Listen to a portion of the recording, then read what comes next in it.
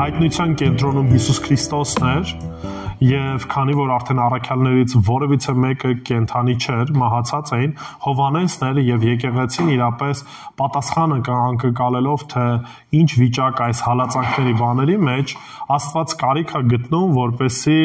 Հովհաննեսը հայտնության գիրքը գրի որպես քաջալերանք այն գալիք դատաստանի, որը որ լինելու է, նաև այն գալիք, այսպես ասած, փառավորման, որը որ Աստված տալու է եկեղեցուն։ Սա հույսի գիրք է եւ մենք պետք է հասկանանք, որ նորից կենտրոնում կամ կենտրոնական դերակատարը Հիսուս Քրիստոս ինքն է։ Եվ այն ինչ որ նաև ապագայում է լինելու։ Առաջի համարներում արդեն խոսեցինք, որ երրորդությունն ենք հենց ամենասկզբում տեսնում, տեսանք նաև ընդհանուր խոսեցինք որոշ ոճաբանական հարցերի վերաբերյալ, որ ինքը հեշտ գիրք չի ու այն ինչ որ միասին նայել ենք, այնպես չի որ միանշանակ բոլոր հարցերին, այսպես ասած 100%-ով կարողանալ ենք պատասխան տալ։ Բայց այնուամենայնիվ բավականին շատ բաներ կա, որ արժի սովորենք, արժի նայենք ու արժի այս ուղղությամբ առաջ գնանք։ Եվ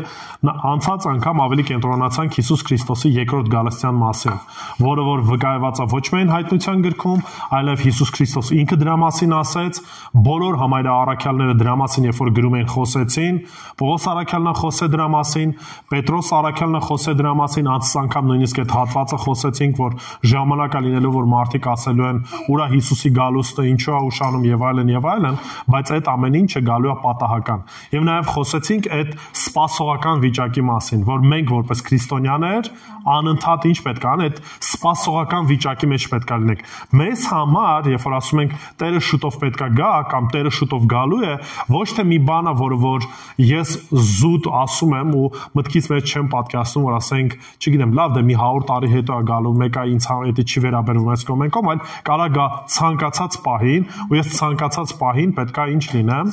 պատրաստ լինեմ, արթուն լինեմ։ Շատ լավ։ Այսօր առաջ Աստված կտեսնենք ինչքան կարողանանք առաջ շարժվել։ Եկեք, բայց այնուամենայնիվ կընթերցենք 8-ից մինչև 11-ը կարդանք։ Դրանից հետո եթե ժամանակ կունենանք ավելին կգնանք, որտեվ դրանից հետո տեսնում ենք ավելի Հիսուս Քրիստոսի նկարագրությունը, հրաշալի նկարագրությունը։ Եթե Տերը կամեցավ եւ կշարունակենք, դա կանայենք։ 8-ից 11 համարներ ընթերցենք։ Ես եմ ալֆան ու օմեգան։ Արի ես կարդամ, որ ձայնագրության մեջ լավ լսվի, էլի։ Ես եմ ալֆան ու օմեգան, սկիզբը ու վերջը, ասում է Տերը, Աստված նա որ է,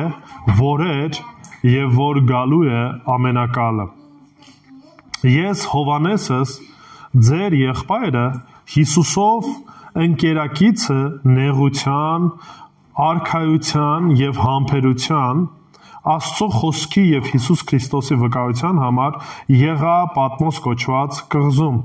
Կիրակի օրը լցվեցի հոգով եւ իմ ետևից փողի ձայնի պես մի բարձր ձայն լսեցի, որ ասում էր. ինչ որ տեսնում ես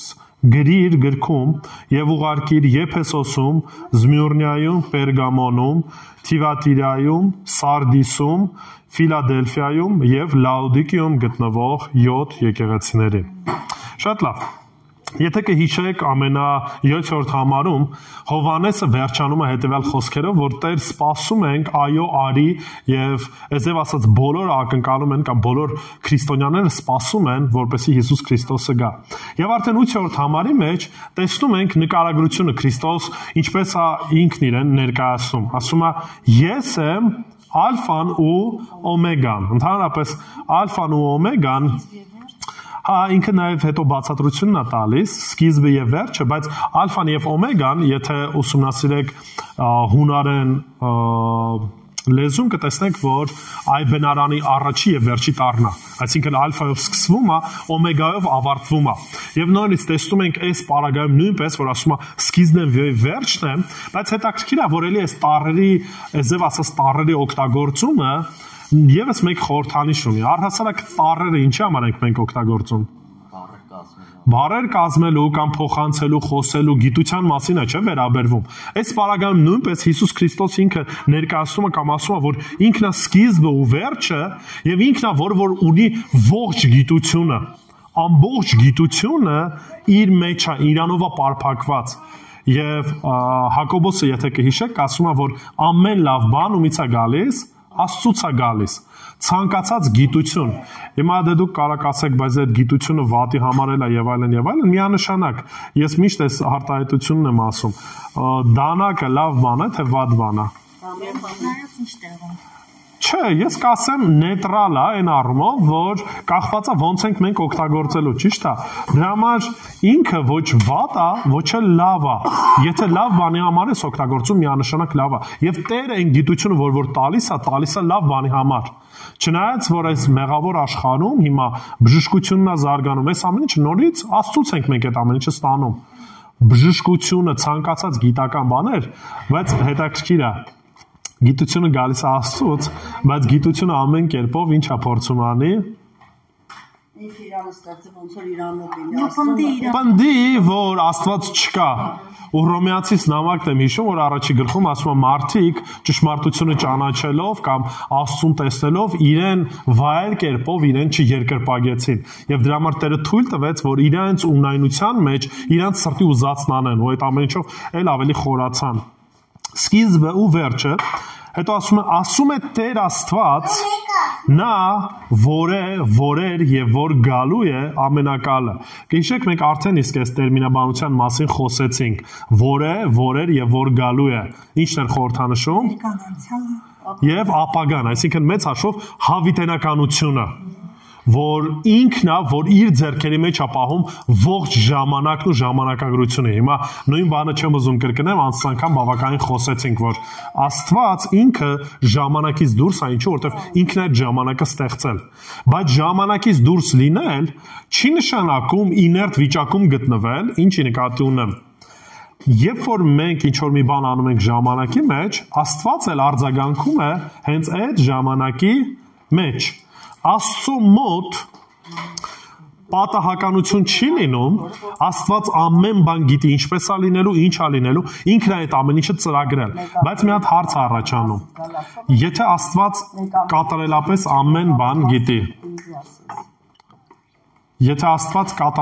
ամեն բան գիտի, արդյոք կարող որևիցե փոփոխություն լինի իր կամքի կամ ծրագրի մեջ։ Եթե Աստված ամեն բան գիտի, ինքն է ամեն բան ծրագրել, արդյոք Աստծո կամքի եւ ծրագրի մեջ ինչ որ փոփոխություն կարա լինի։ Չէ, եթե ծրագիրն է, ինչ պետք է փոխվի։ Միանշանակ, այսինքն այն ամեն ինչ որ Տերը ծրագրել է, այդ ամեն ինչը իրականություն է դառնալու, եւ Տերը իր ծրագրերը չի փոխում, ինչու՞, որովհետեւ ի սկզբանե գիտի եւ այն ամեն ինչ որ ծրագրել է լինելու է։ Բայց հիմա հարց Այդ դեպքում ոնց վարվենք այն դեպքերի հետ, երբ որ օրինակի համար Նինվե քաղաքի հետ կապված Հովնանին ուղարկում ասում է գնացեք ասեք, որ Նինվեն հեսա 3 օրից հետո կործանվելու է, կամ Մովսեսի ժամանակ, երբ որ ժողովուրդը մեղք գործեց ու Աստված ասեց անպատճառ այս ժողովրդին ամբողջությամբ կոտորելու եմ։ Հետո տեսանք, որ Մովսեսը աղոթեց, ժողովուրդը համար խնդրեց ու Տերը ինչ արեց, ներեց։ Նինվեի պարագայում նույնպես տեսանք, որ Հովնանը երկար ճիշտը չքարոզեց, 1 օր ընդամենը հելավ, չէր ուզում քարոզել, բայց այնուամենայնիվ ժողովուրդը դարձի եկավ, ապաշխարեց եւ Տերը չկործանեց։ Արդյոք Տերը իր ծրագրերը փոխեց այդ դեպքում։ Չէ, տենց էլ եղել է։ Աստված թույլ տվեց, որ այդ ամենը կատարվի, թույլ տվեց Հովնանը անգնի, Հովնանին խրատ լինի, այդ էլ սա Աստծո ծրագրի։ Այսինքն մենք խոսում ենք նրա մասին, որ այդ ամեն ինչ Աստծո ծրագրի մեջ է, եւ մենք, քանի որ ժամանակի մեջ ենք, Աստված իր ծրագրի, իր կամքի համեմատ է վարվում։ Օրինակի համար հստակ գիտենք, եթե մեկը ապաշխարի դարձի գա, Տերը ինչ է խոստացել, կների, կփրկի իրան։ Հետևաբար ժամանակի մեջ, երբ որ մեկը խոստովանում է իրով լինելը, դարձի է գալի, ապաշխարում է, Տերն էլ ինչ անում, ներում է մեղքերը եւ փրկություն է պարգևում։ Այս պարագայում նույնպես այս ամեն ինչը մտնում էր Աստծո ծրագրի մեջ, բայց ինչ որ ժամանակի մեջ է, մեզ համար էլ նույնպես, որ մենք օրինակի համար որդեգրվեցինք։ Տերը արարումից ամեն ինչից առաջ արդեն մեզ ինչ էր արել, ընտրել էր, Բայց պահ եկավ մեր կյանքում, երբ որ այդ ընտրությունը ինչ եղավ, իրականություն դարձավ, որդեգրվեցինք, երբ որ հավատքով եկանք Տեր Հիսուս Քրիստոսի առաջ։ Հետևաբար, երբ որ մենք խոսում ենք, որ Աստված ամեն բան ծրագրել է, ինքն է հավիտենական էակը ողջ ժամանակը իր ձեռքերի մեջ է, դա չի նշանակում, որ ինքը ուղղակի իներտ է, հերրու է կանգնած եւ այս ամեն ինչը ինքնահոսի գնում է։ Չէ, ամեն բան ինքնա ծրագրել եւ ակտիվ կերպով մասնակցում է երկրից կյանքի մեջ, որպեսզի այն ամեն ինչ որ ինքը ծրագրել է, իրականություն դառնա։ 9-րդ համարը։ Հիմա արդեն Հովանեսն է գրում։ Ես Հովանեսս ձեր եղբայրը։ Հիշում եք, չէ՞, նորից Հովանեսը առաքյալ մեկն էր, որ ասում էր Հիսուսի ամենասիրված աշակերտն էր։ Ուշադրություն դարձնում եք Հովանեսը ինքն ինչպես է դիմում։ Ձեր եղբայրը, այսինքն պարզ սովորական խոնար կերպով է, ինքն իրեն չի առանձնացնում, չի ասում վերջին առաքյալը, չի ասում ամենաթանկն եմ, ամենակարևորն եմ, բացի դրանից նաև շատ չել մանրամասնում, որ Հովանեսն եմ, դրա կարիքը չունի։ Ինչի, որովհետև պատկերացեք, արդեն իսկ եկեղեցիները գիտեն, որ ընդամենը մեկ առաքյալ է մնացել, Հովանեսն է մնացել, ու կարիքը չունի ինքը ներկայացնելը, որ գիտես ինչ կա, այս ինչ առաքյալն եմ եւ այլն, բայց այնուամենայնիվ նամակները կամ ընդհանրապես այս ասած փաստաթղթերը այն ժամանակ որ գրվում էր ում կողմից է գրվել, երբ է գրվել, ում է ուղղված, որտեղից է գրված, ճիշտ է։ Եվ այս պարագայում Հովանեսը ներածություն անում կամ ուզում է ներկայացնի ով է գրել եւ դրանից հետո նաեւ կտեսնենք ում է գրել։ Ուրեմն ես Հովանեսս ձեր եղբայրը Հիսուսով, հիմա նայեք, ընկերակիցը նեղության, արքայության եւ համբերության։ Այս ամեն ինչը երեքն էլ կապված են միասին։ Հովանեսը ինչ է ասում, որ ինքը միաժամանակ կապված է կամ Հիսուսի մեջ է նեղությամբ, արքայությամբ եւ համբերությամբ։ Ինչ նեղության մասին խոսքը գնում։ Հալածանք, դժվարություն եւ կհիշեք արդեն ասել էինք, Պատմոս կոչված կղզում է, բանտարկված է։ Եկեղեցին ինչ վիճակում էր գտնվում։ Հալածված նորից, հալածանքի մեջ է։ Ու երբ որ ինքը խոսում է սրա մասին, ուզում է ասի, որ տեսեք, ժողովուրդ ջան, մենակ դուք չեք այդ կարգավիճակում։ Ես նույնպես որպես Քրիստոսի հետևորդ, որպես Քրիստոսի նույնիսկ առաքյալ, ես էլ եմ որտեղ գտնվում։ Նեղության մեջ եմ գտնվում, հալածանքի մեջ եմ գտնվում, բայց դրա հետ մեկտեղ ինչ հարց կա, նեղությունը չի միայն, այլև արքայությունը կա։ Նայեք, արքայությունը տալիս է մեզ հույս, որ այս նեղության մեջ մենք պետք է ինչ անենք, անցնենք։ Ինչու որտեղ այս ամեն ինչը հավիտենական չի լինելու, այս նեղությունը ժամանակավոր է։ Երբ որ պահը գա, Տիրոջ հետ ենք լինելու եւ Տերը գալու է, եւ բոլոր նրանք, ովքեր որ ինչ արեցին, հալածեցին, նեղեցին, իրանք է դրա համար պատասխան են տալու։ Դրա համար Հովանեսը համ շեշտում է նեղությունը, բայց դրա հետ մեկտեղ ինչ է ասում, արքայությունը,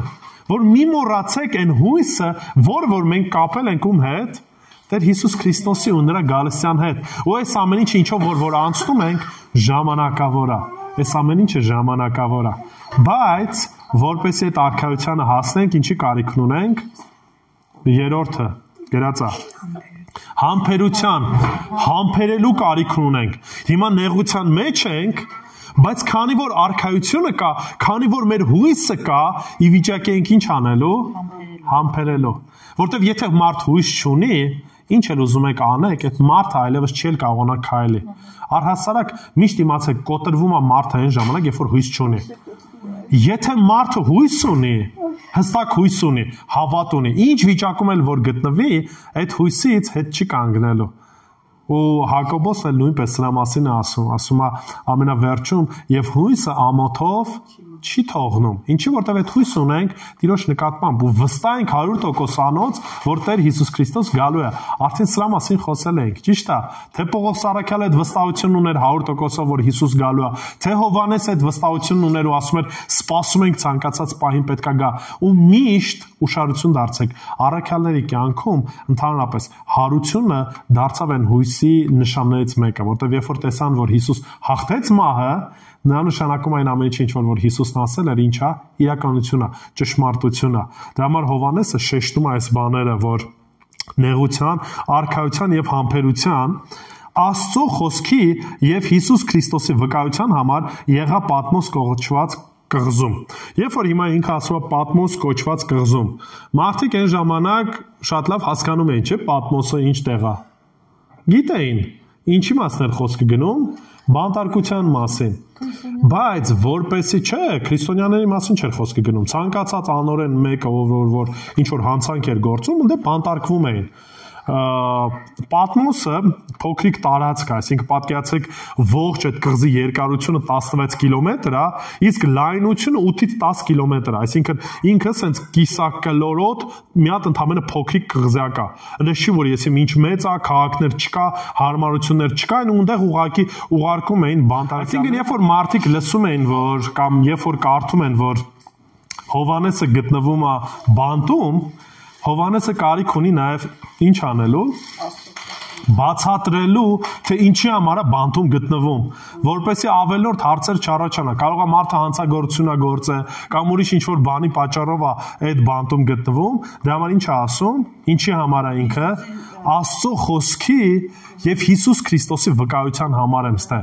Ու այս վկայություն բառը Հովհաննեսը շատ է սիրում, այսինքն վկայություն մեկը որ ինչ է արել, աչքով է տեսել ու վկայում է, պատմում է այն ամեն ինչ որ իրապես ականատես է եղել։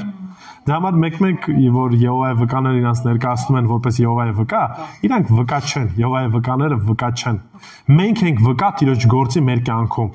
Մենք ենք այդ ճշմարիտ վկաները ու նաև այդ վկայության հիման վրա է որ պատմում ենք մարդկանց։ Այո, Քրիստոսին ֆիզիկապես չենք տեսել, բայց Տիրոջ գործը մեր կյանքում տեսնում ենք։ Տեսնում ենք Տերը ինչպես է գործում, ինչպես է ուղղորդում, ինչպես է մեր կյանքը ինչ արել, փոխել։ Դրա համար Հովհաննեսը, երբ որ շեշտում է, որ ինքը բանտարկված է Պատմոսում, որպեսզի ավելորդ խնդիրներ կամ հարցեր չառաջանա, շեշտում է ինչի համար է ինքը բանտարկված։ Հիմա դրանից հետո նաև 10-րդ համարը նկարագրում է թե երբ այս ամեն ինչը տեղի ունեցել։ Հիմա այստեղ շեշտում է մեր մոտ թարգմանության մեջ ասում է Կիրակի օրը լցվեցի հոգով, եթե նայեք բնագրի մեջ ոչ թե Կիրակի օրը օգտագործում, այլ Տիրոջ օրը օգտագործում արտահայտությունը։ Բայց մենք ինքներս էլ շատ հստակ գիտենք, որ Տիրոջ օրը Կիրակին էր, որտեղ Տեր Հիսուս Քրիստոս Կիրակի օրը հարություն առավ եւ դրանից հետո եկեղեցին արդեն իր համար սովորություն էր վերցրել, որ մեկտեղ էին հավաքվում Կիրակի օրը, այսինքն Kyrios կամ այդ Կիրակին այդ Տիրոջ օր բառից է գալիս, նույնիսկ մեր արտահայտությունը Կիրակի, Kyrios հունարեն Տեր բառն է, եւ դրանից էլ մեր մոտ Կիրակին անվանում են Տիրոջ օր։ Դրա համար այստեղ միանգամից թարգմանության մեջ էլ հենց գրում են Կիրակի օր, սակայն բնագրի մեջ գրած է որ Տիրոջ օրը ինչ արեցի, ասում է լցվեցի հոգով։ Հիմա նայեք, երբ որ խոսում ենք լցվեցի հոգով, պետք է հասկանանք ոչ թե այն հոգու լեցունության մասին է խոսքը գնում, որ մեզ կոչ ունենք, որ Սուրբ Հոգով լցվեք, այլ սա գերբնական հոգով լցվել էր, որ ինքը մի բան էր տեսնելու, որը որ սովորական չէր։ Օրինակի համար կհիշեք դեպքեր, երբ որ մարդիկ ասում են հոգով լցվեցին ու տեսիլք տեսան, օրինակի համար։ Աստվածաշնչից։ Էլի կային դեպքերի, որոնք որ մարդիկ, ովքեր որ հոգով լցվեցին ու բաներ տեսան գերբնական ձևով։ Պենտեկոստեի օրը չտեսան։ Որ վերևից իջնում էր Պետրոսը Կորնելիոսին երբ որ պետքա տենար, ասում է հոգով լցվեց ու տեսավ կենդաններ, որ իջնում են շատ լավ, Պետրոսը, բացի Պետրոսից էլ ում կհիշեք։ Ղուկաս Պողոսին կհիշեք, որ ասում է մեկ անգամ հոգով բարձրացա մինչև երրորդ երկինքը։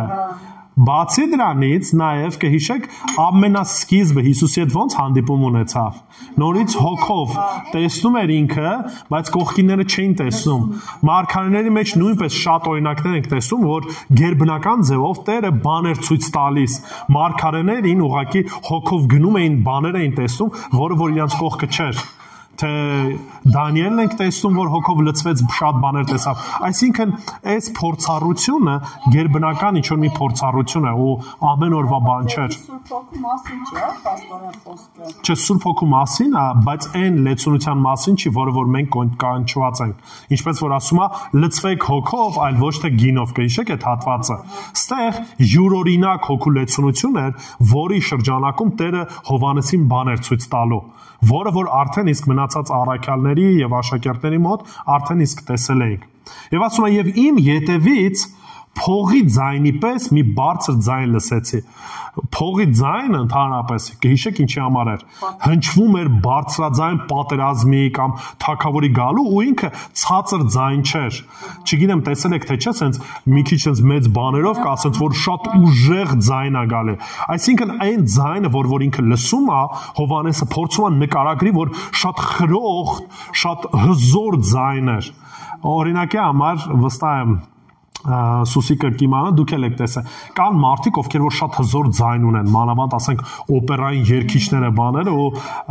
Դվարոդնի քուրս էլի տես բավականին ուժեղ ձայն ունի։ Իմ անգամ sense փոքր տարածքում անեն sense երգես, դաժե կողքից Դվարոդնի ախպերը վախեցավ, էլի։ Այն աստիճան sense բարձր ու միանգամից զնգուն էր ձայնը։ Եվ այս պարագայում նույնպես մենք տեսնում ենք, որ Հովհաննեսն ասում է, այս ձևի հզոր ձայն եմ լսում։ Կարծես թե փողի հնչող ձայն, որ ինչ էր ասում։ Ինչ որ տեսնում ես գրիր գրքում եւ ուղարկիր։ Հիմա նայեք, երբ որ ասում եմ գրիր գրքում, միշտ խոսել ենք սրա մասին։ Աստվածաշունչը կամ Աստծո խոսքը եղել են դեպքեր, երբ որ Աստված ուղիղ կերպով ասել է մարգարեներին, այս պայդրությամբ նաև Հովհաննեսին, որ ինչ անեն, ինչ որ տեսնեն կամ ինչ որ լսեն, ինչ անեն, գրեն։ Բայց նաև դեպքեր ա եղել, որ շատ դեպքերում, որ առաքյալները ուղղակի հոգով ներշնչված են գրել, ուղիղ թելադրանք չի եղել, իրանք գրել են, բայց դա նույնպես ներշնչված լինելով Աստծո խոսքա։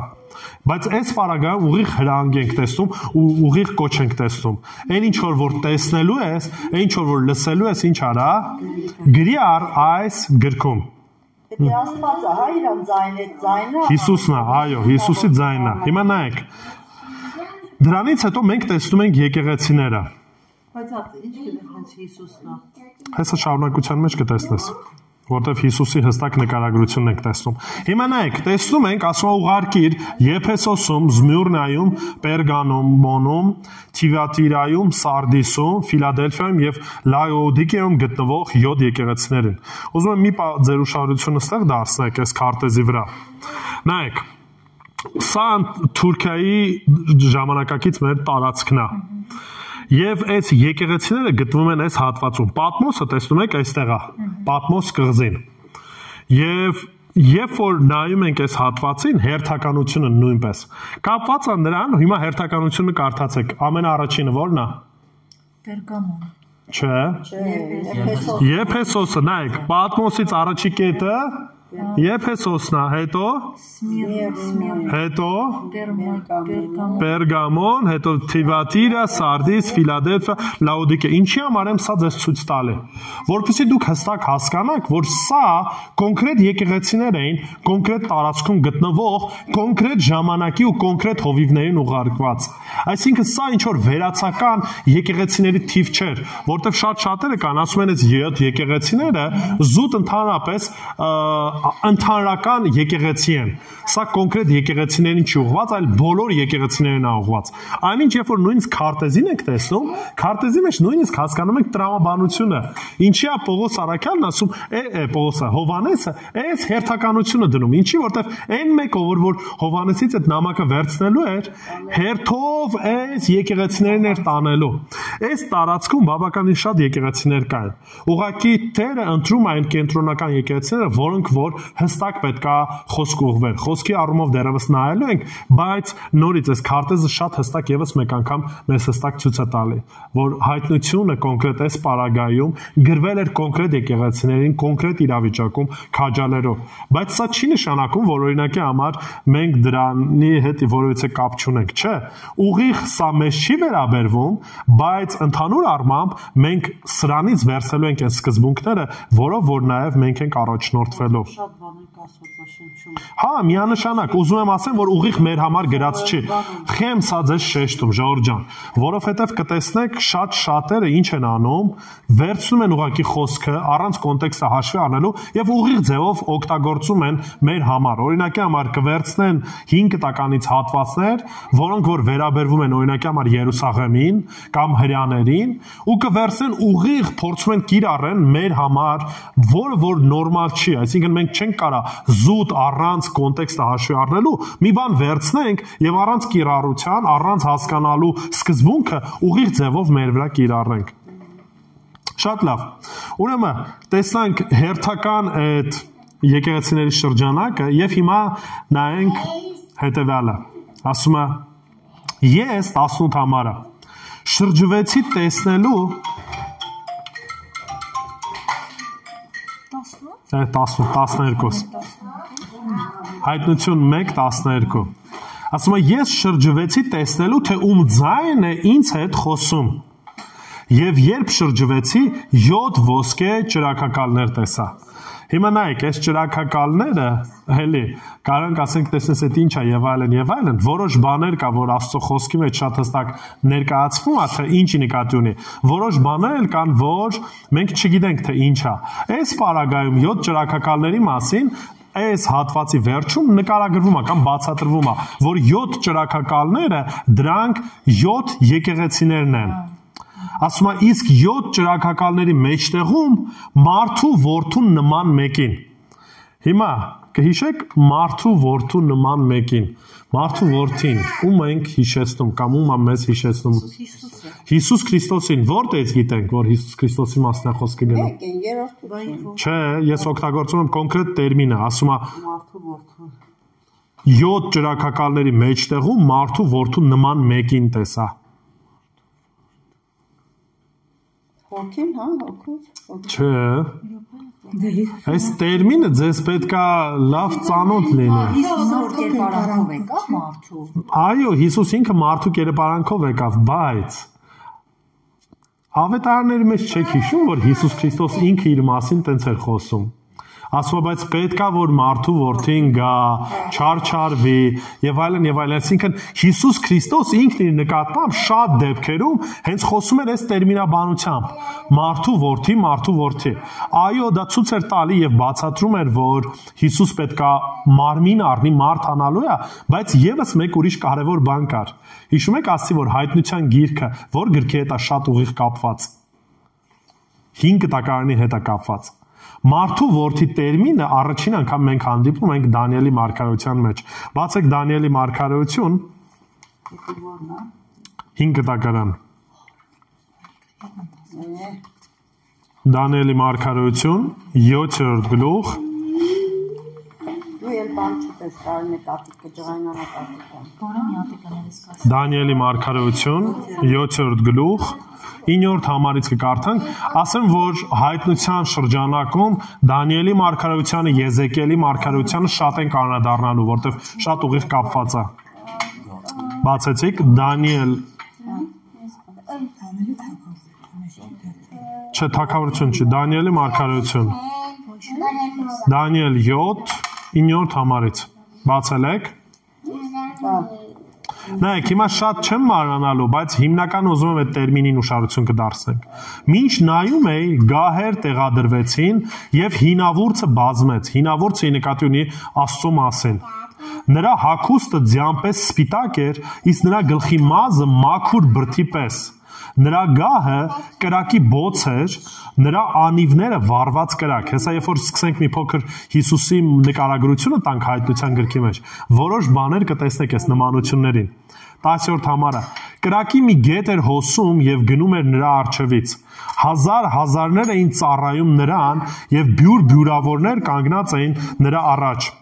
Խոսքը գնում է հրեշտակների եւ մնացածի մասին։ Նայեք Դատարանը նստեց եւ գրքերը բացվեցին։ Ես նայում էի եղջյուրներին ասած մեծախոս ձայնի պատճառով, նայում էի մինչև որ գազանը սպանվեց, կործանվեց, նրա մարմինը ու տրվեց կրակի բոցին։ Հիմա չեմ շատ անդրադառնալու սրանց, հետո կխոսենք։ Իսկ մնացած գազաններից վերցվեց նրանց իշխանությունը մի եղանակ ու մի ժամանակ նրանց կյանքերը երկարացվեցին։ Էսի գալիք դատաստանի ու նեղության մասին է խոսքը գնում, բայց 13-րդ համարը, նայեք։ Գիշերվա տեսիլքներում ես տեսա, որ ահա երկնքի ամպերով մեկը եկավ մարդու որդու նման, եկավ դեպի հինավուրցը եւ նրան ներկայացվեց։ Ուշադրություն դարձնում եք, այսինքն նույնիսկ Դանիելի մարգարության մեջ շատ առաջներ Քրիստոսից ծնվելուց առաջ ասված էր ով պետքա գար եւ որոշակի նկարագրություններ տված։ Հիսուսի մասին սա մեսիական տիտղոս էր։ Դրա համար երբ որ Հիսուս Քրիստոսը արդեն ավետարաններում կամ երբ որ եկել էր օգտագործում էր մարդու որդի տերմինաբանությունը, ինչ էր ուզում մարդկանց շեշտեր, որ ինքը խոստացված Մեսիան է, այն մեկն է, որ խոստացվել էր։ Դրա համար Հիսուս Քրիստոսը ինչ որ ասում էր, հստակ ծրագիր ուներ, հստակ նպատակ ուներ։ Հիմա նայեք, Դանիելի մարգարության մեջ ենք տեսնում այս տերմինաբանությունը, Հովհաննեսը ինքն է իր ասում, Հիսուսը ինքն է օգտագործում իր մասին այս տերմինաբանությունը, անցնում է 90 տարի, ու մի 60 տարի Հիսուսից հետո։ Ինչ ենք տեսնում, Հովհաննեսը շարունակում է օգտագործել նույն տերմինաբանությունը։ Եվ սա նորից վկայում է նրա մասին, որ Աստծո խոսքը 100% ճշմարտություն է։ Ու այն ինչ որ կարդում ենք 100% իրականություն է։ Որևիցե հակասություն, որևիցե բան չկա, բայց ուշադրություն դարձրեք, ինչքան մեծ ժամանակի տարբերություն տեսնում եք, լեզուների տարբերություն տեսնում եք, սերունդների տարբերություն, նույնիսկ տարածքների ու իրավիճակների տարբերություն, բայց ողջ Աստվածաշունչը ինչ է, ամբողջական է, լիարժեք է։ Շատ լավ։ Հետ գնանք հայտնության գիրքը։ Ուրեմն ասում է, ում շրջվեցի 7 ոսկե ճրագակալներ տեսա, հետաքրքիր է, որ նորից շեշտում է նաև ոսկի արտահայտությունը։ Տեսնում եք, որ եկեղեցին ինչքան գնահատված է Աստծո կողմից։ Ինքը զուտ ուղակի ճրագակալ չէր, այլ ոսկե ճրագակալ էր։ Եվ ասում է մարդու որդու նման մեկին, հիմա նայեք, դրանից հետո տալիս է նկարագրությունը Տեր Հիսուս Քրիստոսի։ Երկարաքղանցք պատմուճան հագած, երկարաքղանցք պատմուճանը այն ժամանակ հագնում էին քահանայապետերը։ Հատուկ հանդերձանք ունեին, որով որ ցույց էր տալի կամ ներկայացվում էին իրենք։ Կհիշեք քահանայապետերը հին ժամանակում որպես ովքեր էին։ Աստծո եւ մարդկանց միջև միջնորդ էին հանդիսանում։ Դա համար երբ որ Հովհաննեսը տեսնում է ու տալիս է այս նկարագրությունը, որ մարդու որդին ինչ էր հագել, այս երկարաքղանցք պատմուճանն էր հագած, ինչ է ուզում ասի, որ հիմա մեր միակ ճշմարիտ միջնորդն ով է, Տեր Հիսուս Քրիստոսն է։ Եբրայեցիս նամակի մեջ շատ հստակ խոսում է, որ ունենք հիմա այլևս մեկ քահանայապետ, որը որ ամեն ինչ միջով անցավ, բացի մեղքից եւ մեզ շատ լավ ճանաչում է։ Եվ այս միջնորդը հիմա օր ու գիշեր միջնորդում է Հոր Աստծո առաջ մեզ համար, մեր բոլորիս համար։ Պողոս առաքյալն է խոսում Տիմոթեոս նամակի մեջ, որ ունենք մեկ միջնորդ, Տեր Հիսուս Քրիստոս մարդը, ու դա ինքը շեշտում է մարդու մասին, ուստել ենք տեսնում։ Մարդու որդին հագած էր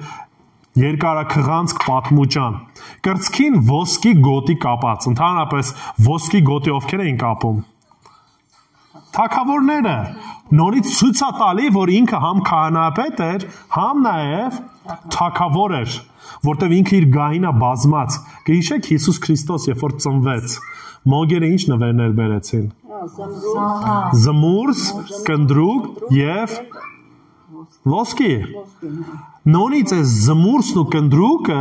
նյութեր էին, որոնք որ օգտագործում էին քահանաները ծառայության ժամանակ։ Այսինքն նույնիսկ նվերները ինչ էին անում, ցույց էին տալի, որ Հիսուս Քրիստոս համ լինելու է քահանա, քահանապետ, նաև ոսկին խորհրդանշում էր թագավոր լինելը։ Ուստեղ նույնպես տենում ենք, որ Հիսուս Քրիստոս համ միջնորդ է եւ դրա հետ մեկտեղ թագավոր է։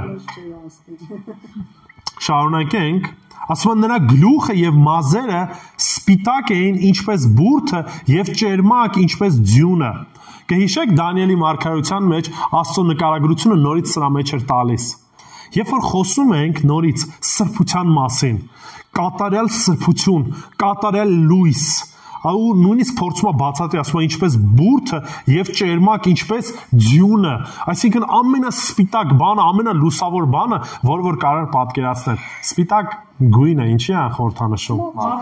Մաքրության, սրբության, կատարելության։ Այսինքն նորից այդ պատկերի մեջ Հովհաննեսը տեսնում է ու նկարագրում է Տիրոջ սրբությունը, 100% կատարելությունը, որ ինքը անբիծ է, որևիցե կերտ, որևիցե անգամ շողք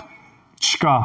Ու այս պատկերը, այս փայլատակումը աշակերտները մինչև այդ տեսել էին։ Պայծառակերպման օրը կհիշեք, երբ որ Հիսուս պայծառ կերպով տեսավ, ասում աշակերտները տեսան։ Մենք տեսնում ենք նաև Ստեփանոսին քարկոծելու ժամանակ նույնպես մարդու որդուն տեսավ կամ այդ պայծառությունը տեսավ։ Տեսնում ենք, որ նույն Մովսեսը, երբ որ Աստծո հետ էր, այդ որոտմունքը կար, այդ լույսը կար։ Այսինքն միշտ երբ որ խոսքը գնում է Աստծո նկարագրության մեջ, տեսնում ենք այս սրբությունը, այս կատարելությունը։ Եվ նորից Հովհաննեսը տեսնում է այսպիսի մի պատկեր։ Շարունակությունը։ Եվ նրա աչքերը կրակի բոցի պես էին։ Երբ որ ասում ենք կրակի բոցի պես էին, ինչ կարանք պատկերացնենք, ինչի մասնան խոսքը գնում։ Ասենք լավայի պես։ Ну, լավ, այսինքն ինչ եք պատկերացնում, այսինքն լույս է տալիս, այսինքն ինչն է քննում է ինչը, ամեն բան տեսնում է, ամենատեսա։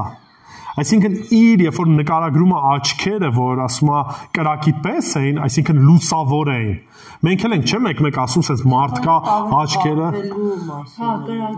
շարունակության մեջ կտեսնենք, հիմա երբ որ ասում է աչքերի մեջ կրակ, լույսի մասն է խոսքը գնում, այսինքն տեսնելու ամենագիտության, ամենատեսության մասն է խոսքը գնում։ Շարունակության մեջ կտեսնենք ոտքերը, որ ասում է կրակի հնոցի պես են։ Դա արդեն դատաստանի մասն է խոսքը գնում, բայց այս պարագայում նույնիսկ ֆիլմերի մեջ չգիտեմ տեսել եք թե չէ, ընդհանրապես երբ որ աչքերը լուսավոր նույն օրինակ Սուպերմենինը ցույց են տալի որ լուսավոր կարմիր աչքեր ունի ու տեսնում է մարդու ներքինը ինչա կատարվում եւ այլն եւ այլն։ Դա միշտ է ձևա, նույնիսկ մեկ-մեկ էլ մենք էլ ենք չէ օգտագործում, ասում ենք հայացք հնցես ծակողա ոնց որ մեջս մտնի կամ նայի, հա, կրակոտ աչքեր ունի, այսինքն մենք էլ ենք մեր տերմինաբանության մեջ այս օգտագործում, որ ոնց որ ծակում է աչքերը։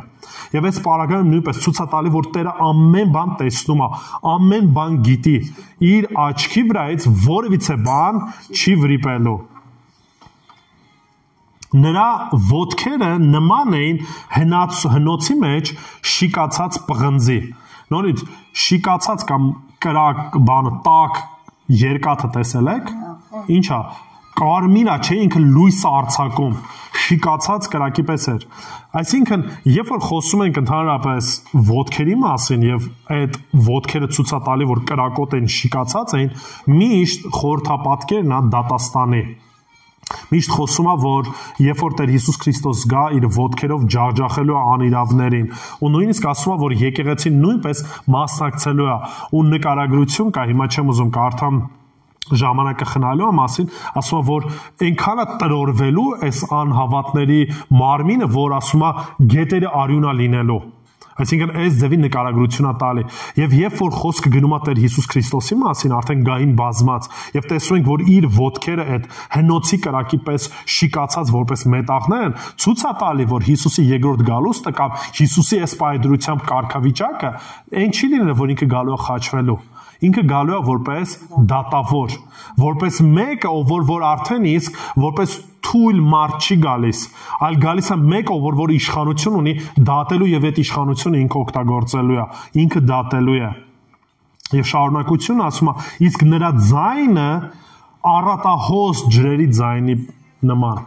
Գետակների պես։ Գետակ մի քիչ գետակ չասենք, ավելի գետ ասենք, կամ պատկերացեք մեծ ջրվեժ։ Պատկերացնում եք, ընդհանրապես, երբ որ նույնիսկ մի պուճուր գետի մոտ ես գնում, խշշոցը կամ բանը այն աստիճան բարձր անում, որ նույնիսկ ականջդ էլ հիմա պատկերացեք, երբ որ ինքը նկարագրում է, որ ասում է մի փոքրիկ ինչ որ ձայն չէր, ասում է արագահոս ջրերի, այսինքն մեծ հոսքի, այսինքն պատկերացեք, եթե ամենասկիզբը ասեց նրա ձայնը փողի այդ ձայնի պես էր, ստեղ նաև նկարագրում ծրագրում է այդ հզորությունը, որ այն ձայն ինչ որ խոսում է, ինչպես որ մոտենում է, թեթև ձայն չի, պուճուր մի ձայն չի, այլ խոսում է շատ հստակ, շատ կարևոր, շատ ուժեղ կերպով։ 16 համարն էլ կկարդանք, երևի թե այսքանով կվերջացնենք 16 համարով, հետո արդեն Տիրոջ շնորհքով կշարունակենք։ 16 համարը։ Իր աջ ձեռքում 7 աստղեր ուներ։ Աստղերը նորից հետագայում կտեսնենք, որ եկեղեցու հովիվներն են։ 7 աստղեր ուներ, նրա բերանից սրած երկսայրի սուր էր ելնում։ Հիմա նայեք, երբ որ խոսում է ամենասկիզբը, որ ասում է աստղեր իր ձեռքում ուներ, դա ի՞նչն է ցույց տալիս։ Իրանը լինելը, որ իշխանությունը իր ձեռքի մեջ է, ինքն է ում որ պետք է հանում է, ում որ պետք է դնում է, այսինքն շատ հստակ մենք տեսնում ենք, որ Տեր Հիսուս Քրիստոսի ձեռքերի մեջ է ծառայողները։ Համ ապահովությունը, համ նաև այն է, որ պատասխանատու, այսինքն ինքն է որոշողը, ում է կարգում, ում է հեռացնում։ Դրա համար երբ որ արդեն հետո կարդալու ենք շարունակության մեջ, կտեսնենք, որ հստակ պատճառներն է, նաև խնդիրներն է բերելու եկեղեցիների ու զգուշացումն է տալու Տեր Հիսուս Քրիստոս։ Եվ մենք ստե տեսնում ենք, որ Տիրոջ ձեռքերի մեջ է, Տիրոջ ձեռքերի մեջ է թե եկեղեցին, թե նաև եկեղեցու հովիվը, ու ինքն է որոշում ինչպես է վարվելու։ Շարունակությունը։ Նրա բերանից սրած երկսայրի սուր էր ելնում։ Ինչի մասն է խոսքը գնում։ Խոսքը, ապրեք, Տիրոջ խոսքը կլսեք, ասում է երկսայրի սուրի պես է, որ անցնում է մարդու երիկամունքները, ներքինը քննում է ամեն բան։ Ու միշտ շատ դեպքերում կտեսնեք այդ պատկերը, հիմա նայեք, հիմա ես չեմ ասում, պատկերացեք այդ, որ ինքը ասում է բերանից երկսայրի սուր էր դուրս գալի։ Հիմա Հովհաննես այս ամեն ինչը տեսնում էր։ Սա պատկերն ունի իր հետ այդ խորհրդանիշը, որ Տիրոջ խոսքը, որ դուրս էր գալի Տիրոջ, այն խոսքն է, որ քննում է ամեն բան։ Ու ինքը հստակ է ու մենք էլ երբ որ մեր նկարագրությունն է տալիս որպես քրիստոնյաների կհիշեք մեր զրահը բանը հիշում եք սաղավարտը եւ այլն եւ ասում է մեր ձեռքին ինչ ունենք սուր ունենք որն է ինչն էր Աստծո խոսքը եւ սա տենում ենք որ այս Աստծո խոսքը կամ այս խոսքը դուրս է գալի Քրիստոսի բերանից իսկ նրա երեսը ինչ էր անում ճառագում էր, ինչպես արեգակը իր զորությամբ։ Ուղղակի պատկերացեք, այսինքն այդ վերջի պատկերը նորից անդրադառնում է Քրիստոսի այդ լույսին, Քրիստոսի պատկերին, ասում է նրա երեսը ինչ էր անում, ճառագում էր եւ ինչպես արեգակը իր զորությամբ։ Հիմա մենք արևից ինչքան հեռու ենք, մի փոքր նայում ենք, արդեն աչքերներս բան։ Հիմա ասում են ընդհանրապես, որ մի քիչ երկար նայես արևին, կարաս նույնիսկ կուրանաս այսօր։ Ճիշտ է, մի մեկը կար, հիմա ունը չեմ տալու, այդ ձև բան էր արել, փորձել էր իր արևին, տենար ինչքան ուժեղ է, աշկին էր նայում, սենց արևին նայում էր, հետո ֆրած ասաց ժողովուրդ, բան չեմ տեսնում, ասում ենք խում երեխա չես, ուզում եմ ասեմ, որ ստեղ հիմա նույնիսկ այս նկարագրությունը, որ Հովհաննեսը տալիս է, ուզում է ցույց տա իրապես, թե ինչքան լուսավոր է մեր Տերը։ Եվ այդ Տիրոջն ենք մենք ծառայում, այդ Տիրոջն ենք մենք ճանաչում։ Ու դրա համար, երբ որ նեղության, երբ որ հարցերի, երբ որ խնդիրների մեջ ենք, պետք է հասկանանք մի բան, որ Աստված ամեն բան գիտի, Տերը ամեն բան գիտի ու իր ձեռքերի մեջ է ողջ իշխանությունը։ Փորձենք ամփոփենք այսօր խոսեցինք նրա մասին, որ Հովհաննեսը ինքը իրան որպես խոնար մեկը ներկայացնում է, գրի առնում, թե ով է ինքը, ինչ վիճակում է գտնվում եւ ում է գրում եկեղեցիներին։ Եկեղեցիներին տեսանք քարտեզի շրջանակում այդ տրամաբանությունը, թե ինչի է այդ հերթականությունը դրված, ինչի, որովհետեւ այդ նամակը կոնկրետ ուղղված էր կոնկրետ մարդկանց։ Նաեւ տեսանք Քրիստոսի, ասենց ասած, նկարագրությանը, ինչպիսին էր Քրիստոս, ու այս նկարագրության մեջ տեսնում ենք Քրիստոսի ստորոգելիքները, ինչպիսին է նա, սուրբա, կատարյալը, ամենատեսը, ամենազորը, ամեն բան իր ձեռքերի մեջ է, իր խոսքը երկսայրի սուրի պես է, որ ներթափանցում ամենուրեք, դատավոր է եւ իր ձայնը նույնիսկ ահարկու է եւ դրա հետ մեկտեղ ամենագեղեցիկն է, որով որ ուղղակի զմայլվում ենք։ Ու մեկ-մեկ երբ որ որոշները կանգնում ասում են Հիսուսի տեսիլքն ենք տեսել, այն ինչ լավն էր այս կողմ այն կողմ, ես միշտ կրկնում եմ ասում ժողովուրդ ջան, դուք ուղղակի չեք պատկերացնում ինչ եք խոսում, որովհետեւ ամեն անգամ երբ որ տեսնում ենք թե մարգարեներն էին Տիրոջ պատկերը տենում սարսափում էին, ուղղակի խոնարհվում էին Տիրոջ մեծության առաջ, թե նույնիսկ սա շարունակության մեջ որ կարդանք կտեսնենք որ Հովհաննեսը նույնպես սարսափում է այս պատկերից։ Արտուր, բայց մարգարեները անձամբ մարմին չեն տեսել, չէ՞, ուղղակի լույս են տեսել ու կրակ, ձայնը։ Տարբեր տերևով, հիմա երբ որ մենք ստել խոսում ենք, մենք տեսանք պատկեր, անընդհատ նես չէր, որ հիմա նորից Հովհաննեսը փորձում է նկարագրել, ասում է օրինակի համար այն պատմուճանը, որ հագած էր, այն ոսկի գոտին, մազերը սպիտակ էր ձև, ձայնը ձև էր։ Հիմա եթե դուք փորձեք էտի պատկեր նկարագրեք, ինքը մի քիչ, ասենց ասած, սարսափելի մի տեսարան կլինի։ Որպես պատկեր չեն տեսել։ Չտեսել են, հենց այդ եմ ասում, Հովհաննեսն էլ է հենց տենց պատկեր տեսել ու տենց էլ գրի առել։ Չէ։ Այն ինչ որ ինքը պատկերացրել է։ Հա, այ ապրես ինքն է պատկեր։ Հա, դե բնականաբար։ Անձ որպես չեն տեսել Հիսուսին։ Մարգարեները տեսել են որպես անձ Հիսուսին, ոչ թե սենց մարգարեված որ եկել է ինքը 3 տարի։ Հիմա ոնց որ չէ, հասկացա։ Հիմա 5 տականում մենք տեսնում ենք դեպքեր, երբ որ մարգարեները նույն օրինակի համար այս տերմինաբանությունն են օգտագործում եւ տեսա մարդու որդու նման մեկը։ Հասկանում եք, այսինքն հիմա այդ պատկերը ոնց էին տեսնում, ինչ էին տեսնում, որ այդ ամեն ինչն են գրել, ես չեմ կարող ասեմ։ Այսինքն որոշակի նկարագրություն կա։ Հետո 5 տականում մենք տեսնում ենք օրինակի համար Տիրոջ հրեշտակ արտահայտությունը, որը որ նորից շատ դեպքերում նկարագրում է ու փորձում է զուգահեռներ քաշվի Հիսուս Քրիստոսի հետ։ Հետո կհիշեք Դանիելի գրքի մեջ, երբ որ 3 ընկերներին գցեցին կրակի մեջ։ Կտենակ, այդ ժամանակ էր, որ ասում է, տեսա նաև երրորդ մեկը մարդու որդու նման մեկը, չէ, մարդու որդու չէ, նույնիսկ ինչքան գիտեմ, դա Աստծո որդի ասում, կամ ինչ որ sense տերմինաբանություն է օգտագործում։ Տեսո որ ինչ որ մեկն է։ Ինչքան հիշում եմ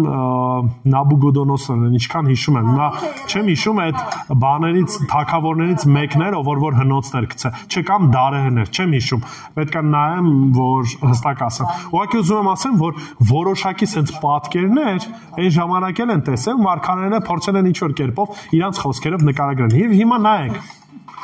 ստել, երբ որ Հովհաննեսը փորձում է նկարագրի, պետք է հասկանաք, որ մարդկային խոսքը սահմանափակ է։ Այն ինչ որ ինքը տեսնում է, մոտավորապես կարողանում է հոմանիշներ գտնի։ Օրինակի համար ձայնը ահարկու էր, ասում է լիք ջրերի ձայնի պես էր։ Փողի ձայնի պես էր, կամ աչքերը կրակի պես էր, կամ օրինակի համար ոտքերը շիկացած պղնձի նման են։ Այսինքն ինքը փորձել է որևիցե զուգահեռներ քաշի նմանակումներ տա, որովհետև հիմա մենք գուցե ուրիշ ձև նկարագրություն գտայինք, որտեվ մենք ունենք մի քիչ այլ ուրիշ բաներ եւ այլն եւ այլն։ Դրա համար Հովհաննես այն ինչ որ իր հասկացողությանը հասու է եղել, այդ է գրել ինչի համար,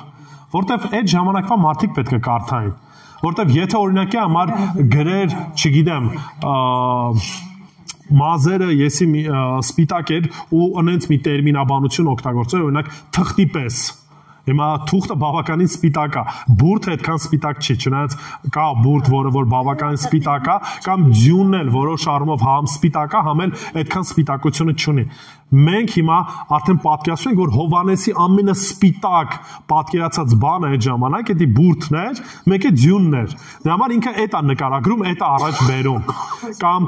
ամենալուսավոր լույսը, որ տեսել է, այդ է արևն է, մեկ էլ կրակն է։ Դրա համար այդ նկարագրությունն է տալիս։ Ու որպեսզի նաև եկեղեցուն այդ ժամանակվա հասկանալի լինի, հասու լինի այս ամեն ինչը, ինչ որ ինքը խոսում է։ Այդ տեսիլքների մասին ինչ կասես, որ խոսքի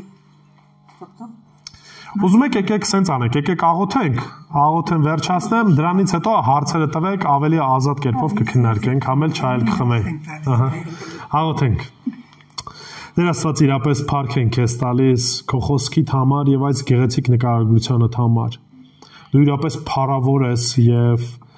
թե կատարյալ սուրբ ես, ամենատես ես, ամենագետ ես եւ այո մեր կյանքը, մեր ողջ ընթացքը, մեր եկեղեցիների կյանքը Տեր քո ձեռքերի մեջ է։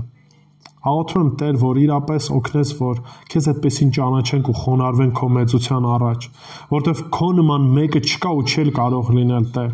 Ուստի օգնի, որ իրապես այս խոսքը սերտելով, ճանաչելով քեզ ել ավելի ճանաչենք ու խոնարհվենք քո մեծության առաջ եւ քեզ փառավորենք, Տեր։ Որտեվ այո, նեղություն պետքա կրենք եւ դու ասել ես, որ պետքա կրենք, բայց գիտենք, որ նաեւ արքայություն ես խոստացել եւ մեզ մնում է համբերությամբ եւ քո երկրորդ գալստյան հույսով սпасելու, որովհետև գիտենք, որ հույսը ամոթով չի լինելու, ինչի որտև այդ հույսը կապված է քեզ հետ եւ երբ որ կգա ժամանակը կամ դու կգաս կամ մեզ կկանչես, քեզ հետ ենք լինելու։ Ուստի ամեն ինչի փառք հողում ենք քեզ, Հորը, Որդուն եւ Սուրբ Հոգուն։ Ամեն։